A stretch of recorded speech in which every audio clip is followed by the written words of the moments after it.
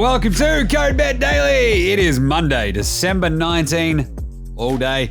This is episode 25 of this here program. Love to see that. Made the big old 25. I'm your host, Jaymz Clements. I'm the editor of Code Bet. That's a very good website for all your betting comparisons and analysis needs. Lots of great, fun, diggable tools on the old Code Bet. Dig right into the stats. I'm actually joined by Stats Guy. What's going on, Liam? Good to be here. Messi is the undisputed GOAT. I love it. Good to see Stats Guy's alive. Yeah, I think he washed up from the surf, just they rolled him back in. And we've also got Alex Donnelly. He's a guy who loves his brunch. Okay. Oh, look at the book. Yeah. Product placement, but just the phrase is what it means. Nothing like a bit of a visual gag for a podcast. Thanks for coming. Thankfully, we have the YouTubes and the TikToks. Amazing work as per usual by you. If you don't watch the video, I'm holding up the book, I Will Teach You to Be Rich, because after this weekend, I will teach you how to be rich. Oh, yeah. He robbed a bunch of 17-year-olds. Anyway, these are the patron saints of punting, and we are Code Bet Daily. The World Cup is over, gentlemen. It was fantastic, wasn't it? Nailed it. We are going to wrap up the weekend's, third place game, as well as obviously the final, which was absolutely electric. What a game it was. Amazing. I'm a bit dusty from waking up and trying to watch it on the iPad, and then watching a bunch of rewatching the highlights again this morning, going, that was just something special. I love that we've sort of come out of this and people are like, oh, geez, I don't know about that robe that they made him wear. It's like, shut up, idiots. Yeah, that was just pretty cool, yeah. It's a nice no, little it wasn't. It was sports washing. Piss off the robe, piss off the president of FIFA and that Qatari dude. Get out of his way and let him have his friggin' moment, you dorks. He had plenty of moments. He's going to have about 50 moments between now and the next but the first photo of Messi lifting up the World Cup around his teammates, he's dressed in that dork-ass robe. Seriously. I didn't mind it. I'm sorry, I didn't see them in Russia. I didn't see Vladimir Putin putting a bearskin on Kylian Mbappe. So why do it now? Honestly, absolute joke and farcical situations. Almost as bad as the A-League, but it doesn't matter, really. And Alex Donnelly being a small-minded Goomba. There we go. I think that's where we're at. It's like, all right, cool. We want to give a nod to our hosts. Off we go. You know what you should do? That. Because they've hosted you for a couple weeks. They've never done it before. So what? It doesn't matter. It doesn't matter. Let them go. Let them do their thing. They're hosting. If they've spent billions upon billions of dollars with FIFA to do what they want to host the damn thing, and of course, we know that they've probably paid some more money behind the table. I think, yeah. Bit of extra oil. I thought it looked fine. I thought it looked cool. I thought it was a really nice little cultural nod to what's going on there. And did you notice how quickly he ripped that friggin' thing off? I got nothing to say. I'm happy with it. This is how it goes. You can talk about sports washing as much as you want, but at the same time, we have to be cognizant of the simple fact that, yes, there are other people, other cultures in the world, and sport brings them together. You wear a robe as a bit of a nod to your host. Boom, you're done. We're laughing. Right, let's get into the third place game. Croatia beat our beloved Morocco, Liam. This broke my heart. I know. It was a tough one as well because we got off to an absolute flyer, and sort of before you notice, you're like, oh, what just happened? So fun one, 2-1, Croatia win it. And the cool thing was, I think, both teams were full strength. Yeah, talk us through this one, gentlemen. Yeah, both teams are full strength. We sort of talked them up as coming into this game, a bit of freedom, going to be attacking. They scored 2 goals in the first 9 minutes, so we'll bang on with that. Then Croatia also scored in the first half, and then there was no goals in the second half, which was a bit strange. But yeah, both full strength and clearly wanted to win the third place medal. I remember in the past, England didn't play full strength and they lost it. They didn't give a crap about it, but there was a lot of passion from the fans and players still in this game.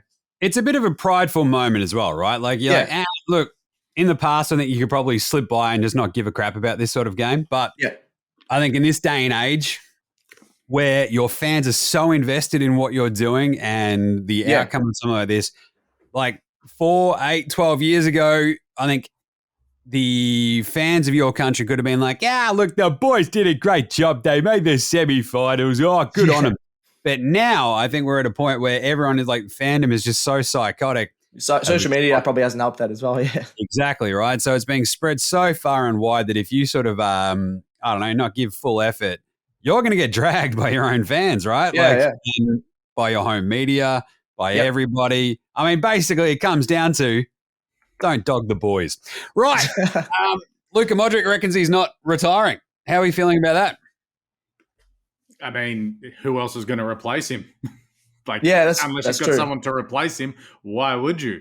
I'll be honest, I didn't watch a minute of it because it came with my hatred of third and fourth playoffs. I didn't watch it, but as read and seen and you guys talked about, probably two of the lesser nations playing in the third and fourth playoff made it actually sort of made one. Yeah, they wanted to win it a bit more. Yeah, if you had like France versus Argentina, and this would have been like, yeah, whatever. That's true. Yeah, because it's two teams who are very proud, and actually the highest position they can get in a World Cup is important compared to previous world champions or in England or a Germany or whatever. Just like, whatever. So it's probably the two best teams to play in that sort of a position. Like Brazil would have tried backflips and all this other, if they got to that position. But at least you've got two nations of that ilk there. So I might have to catch the replay at some stage, but I still hate the fact there's a third and fourth playoff. It was interesting even with Morocco. It was the second game in a row they've had the more possession. And the only two games they lost all tournament was when they had more possession. So they sort of went, they were like, we might as well play attacking because it was okay. But they probably should have stuck to their original game plan and then probably would have won. But it's just, funny that the only games they won were without the most possession. I like it. It's so like anti-logical, right? It's illogical, you could almost say. Almost 90% of games is you have the most possession, you win. So, but obviously, like with having less possession, they've won all the games. It's like, well, maybe we should just not touch the ball to win the game. All right, Morocco, you're doing great. I'm very proud of you.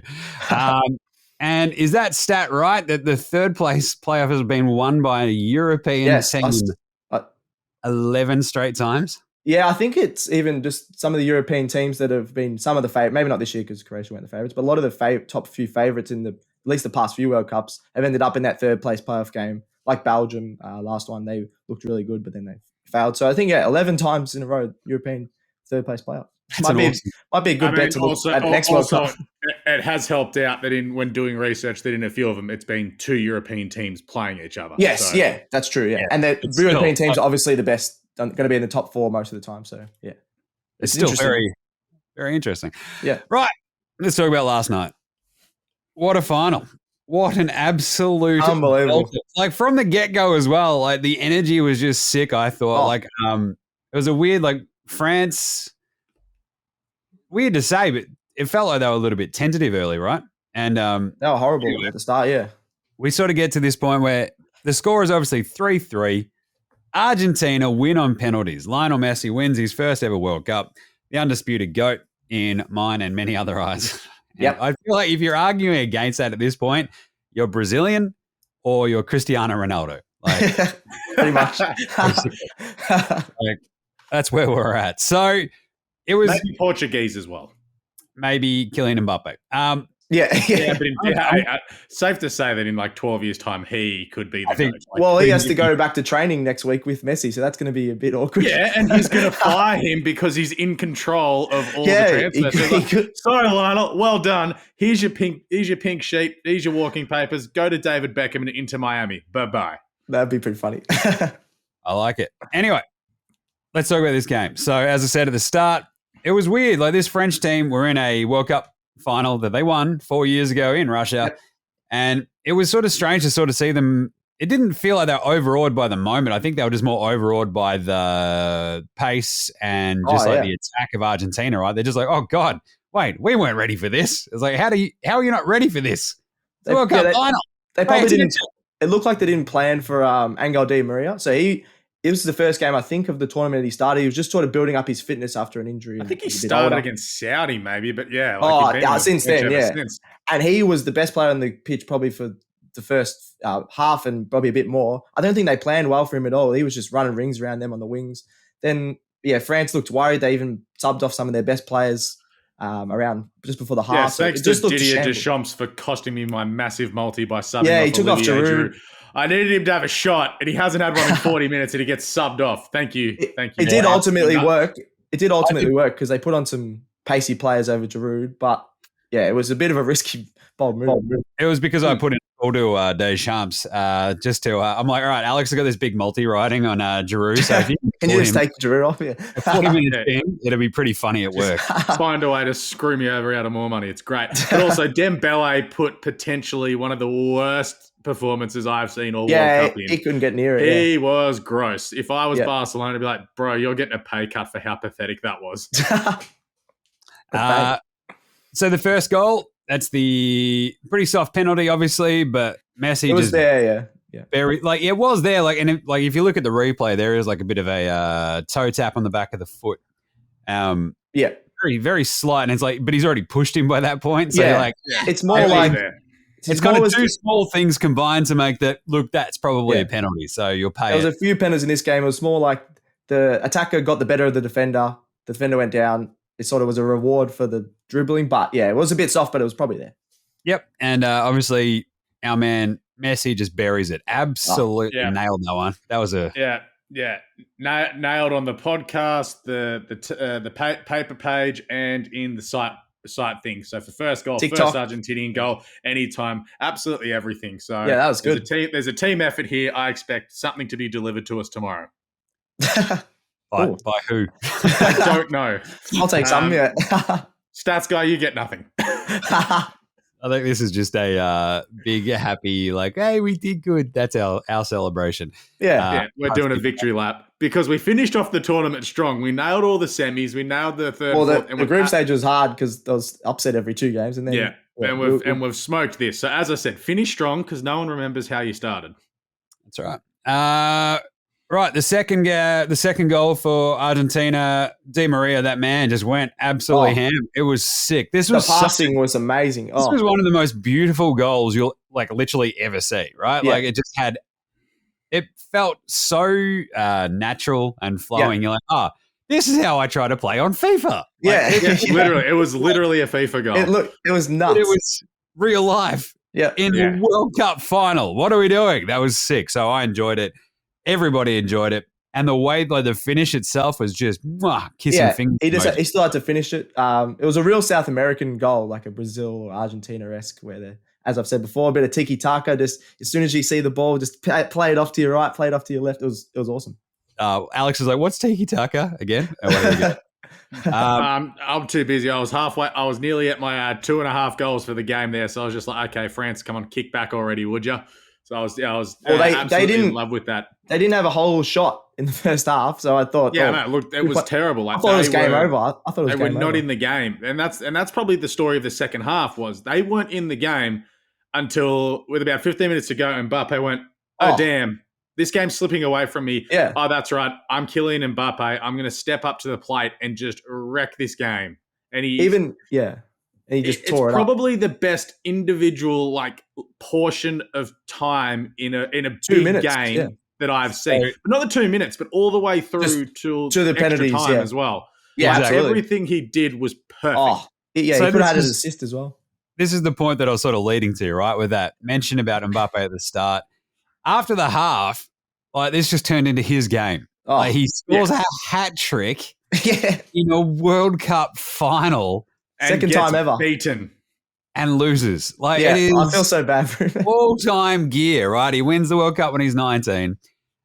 In another World Cup final, literally the next one, he's got a pretty handy team around him. But obviously, they've dealt with injuries. We understand that. But he just grabbed this game by the scruff of the neck. That penalty, beautiful. Yep. The other goals, absolutely incredible vibes. The volley, that was awesome. The volley was beautiful. That was so good. And this is the thing. I think we've basically got a 10-year window to talk about Lionel Messi being the GOAT because after 3 more World Cups that Mbappe could probably. I know. You're thinking, which is insane. You're thinking 26, 30, and 34 will be his more than likely swan song. So that's 12 more years of this absolute just prime, which is nuts. Yeah. And so the thing is, a lot of the French players on the bench are pretty young too. So it's we say that Spain and England are good. The French are still pretty damn good. I think we're talking about England in the future, but France, I didn't know a lot of the players that even they brought on today. There was actually a few that didn't get many minutes, but they look quick and really good. Obviously inexperienced later on, but they did look really good. It's just going to be great because there's that expectation on England now, but we're going to realize how good France are. And it's just like, this is great regardless because England are going to get so close and probably get beaten. I think, it could be France and England in the future for a few years, but we'll see. So we get it to what, 2-2 in regular time, and then we go to extra time. We get a goal score each. Alex is cashing in. He's picked for this to go to extra time. Happy days. Yeah, very nice. They pulled it back, and again, commentary-wise, you're like, this is a World Cup final. France have just... Oh, my God. Martin Tyler. He was better than the last few games, but he was still horrible. No, he was better, but horrible. So bad. It was still bad, though, yeah. Yeah, he was still bad. Like, the last penalty taking is like, what a game. What a final. And Peter Drury's gone. And Messi steps out of Maradona's shell. It is done. Yeah. It is final. God damn it, SBS. Give me Peter Drury. Was at the start of the tournament, I was wondering how SBS signed Martin Tyler, but I then realised, we realised recently why. Because no one really probably wanted him. It's an exclusive deal that they have with Martin Tyler. Why not just be like, sorry, Martin, you're 89 years old. See you, bye. We're just going to take in the world feed and get the best commentator of all time. It's like, hey, we're going to have all of Brian Taylor and no Anthony Hudson. No, this is much more like we've got someone really chill, like an AFL, like we've got Jared Waitley commentating this, and he's not even going to go off chops. You're like, it just absolutely. But in the finals, Waitley does get up and about. Like, Martin Tyler. It's hard to compare to someone to him to anyone, really. but when you've got monotone and beige against the best ever, and you're seeing the clips of the best ever on social media, and you're like, we had to deal with this crap. Why have SBS spent all this money when they just could have taken the regular feed that literally every other country got? And we're just like, that's a waste of money. It's like we got Mark Taylor commentating the cricket. We're like, well, I'm getting zero insight beyond you pitching to your mates. Fantastic. But Martin Tyler, if there was a massive loser out of this World Cup, I feel like it was 100% him and going, look, thanks for your service.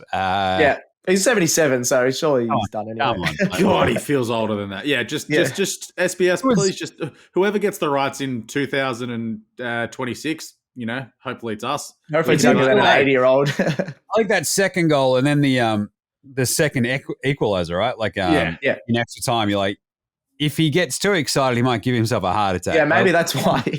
Maybe he's going to play it a little bit chill, but it's just like, my man, like you can pitch this. People will like if you actually go a little bit. It's 4:30 in Australia. People need to like that extra spark of energy. I was half asleep still then, so needed him to wake me up. So Messi gets his second goal of the game in extra time. Absolute chaos. And like if you had him, if you were betting on him for the golden ball, you would have been feeling boot.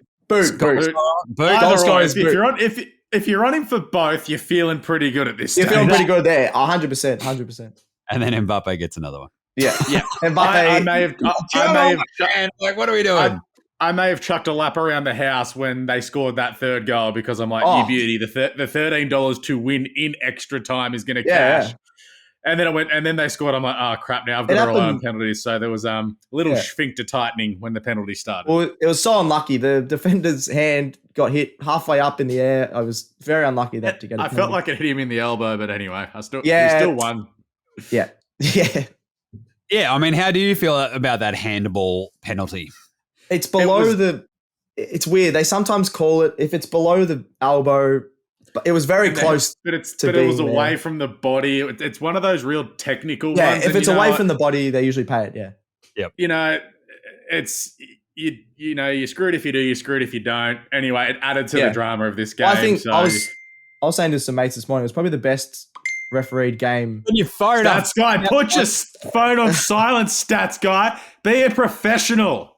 Stats guy's mum's messaging and go, are you having a good time on your podcast? Did you turn up for work today, Liam? I know you weren't there yesterday. What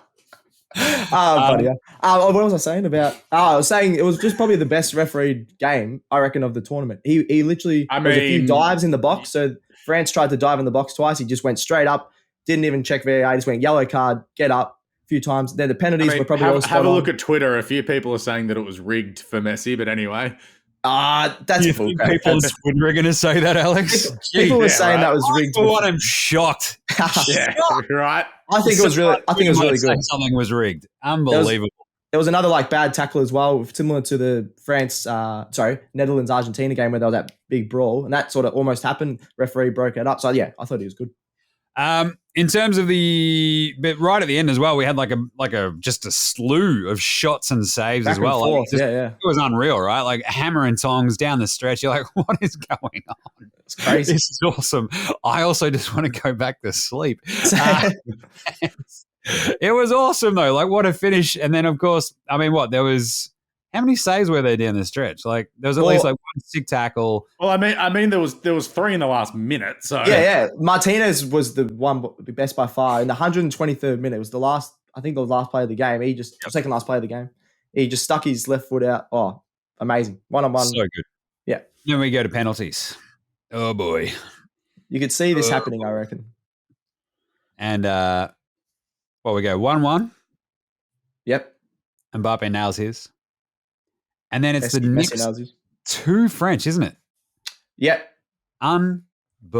Like clear missing it, like wide left. Two of the younger players as well. It breaks your heart. Well, you had Coman and Chouamini's were the ones that missed. Yep.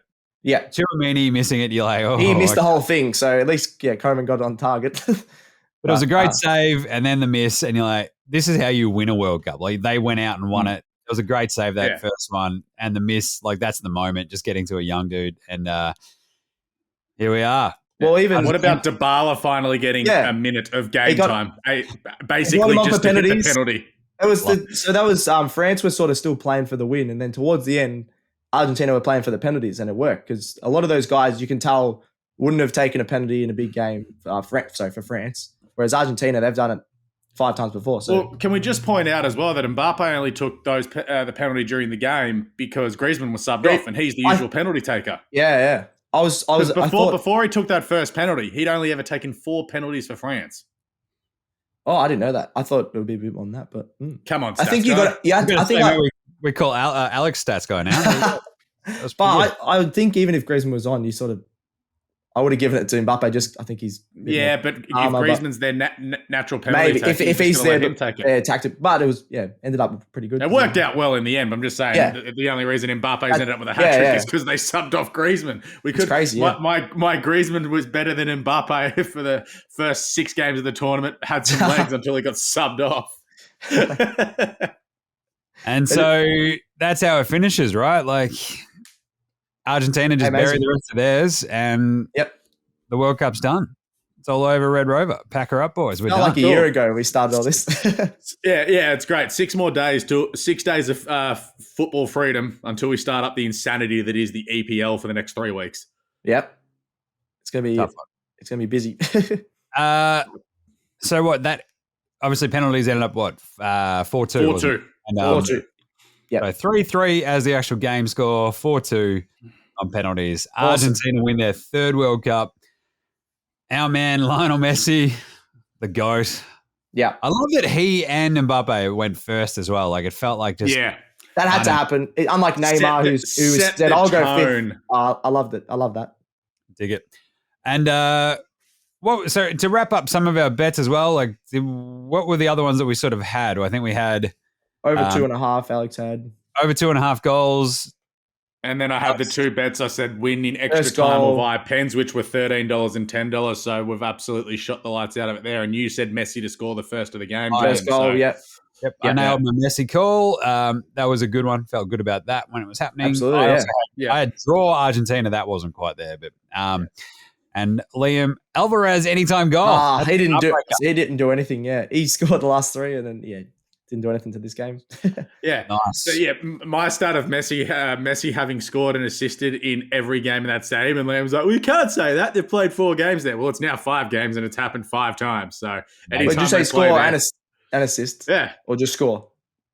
He'd had a score or an assist in all 5 games at that thing. So that's why when we talked about that, it worked. Bet I had the thing, it was like $2.60 to score or assist during the game. So those are good. He's gone 5 from 5 at Qatar's whatever they call that stadium. And there's a good stat about Messi. He's the first player to score in the group stage, the round of 16, the quarterfinal, the semi-final, and the final in a World Cup. Unreal. I mean, which is pretty cool. That just solidifies the argument. GOAT. Yep, absolutely. Hashtag GOAT stuff. Right.